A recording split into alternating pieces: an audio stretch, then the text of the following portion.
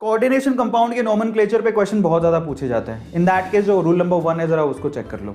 सबसे पहले आपको क्या करना होता है, कोऑर्डिनेशन कंपाउंड का नाम लिखते वक्त सबसे पहले आपको कैटायनिक नेम को पहले लिखना होता है और फिर एनायनिक नेम को पहले पहचानना होता है कि कौन कैटायनिक पार्ट है कौन एनायनिक पार्ट है।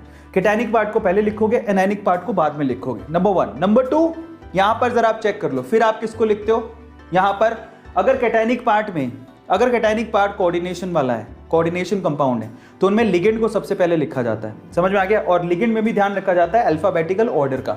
अल्फाबेटिकल ऑर्डर का क्या मतलब है, जैसे कि अमाइन को पहले लिखा जाएगा, क्लोरो या क्लोरिडो को बाद में लिखा जाएगा, क्योंकि ए पहले आता है और सी बाद में आता है।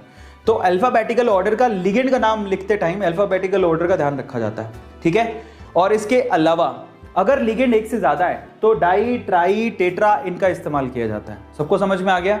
और अगर लिगेंड के अंदर ही नंबर आ रहा है डाई, ट्राई, टेट्रा, तो इन दैट केस हम लोग लिगेंड के नंबर को दिखाने के लिए बिस, ट्रिस, टेट्रा किस इसका इस्तेमाल करते हैं। सबको समझ में आ गया?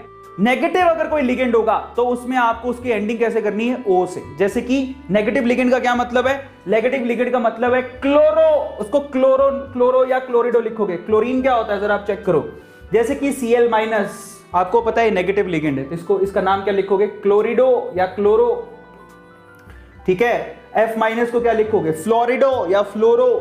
I- को क्या लिखोगे, आइडो। समझ में आ गया? और पॉजिटिव लिगेंड के लिए आप लोग उसको खत्म कैसे करोगे, YUM से।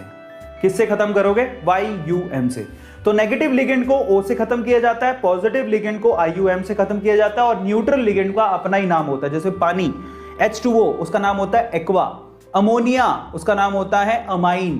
तो न्यूट्रल लिगेंड के अपने नाम होते हैं, और अगर आपका नेगेटिव लिगेंड है तो O से खत्म करोगे, पॉजिटिव लिगेंड अगर है तो उसको IUM से खत्म करोगे। अब क्या होता है लास्ट में, जो सेंट्रल मेटल एटम होता है, उस सेंट्रल मेटल एटम की कोई ना कोई ऑक्सीडेशन स्टेट होती है, जिसे रोमन संख्या में लिखा जाता है। ये आप लोगों को ध्यान रखना है, ब्रैकेट लगा के रोमन संख्या में लिखा जाता है। सबको समझ में आ गया?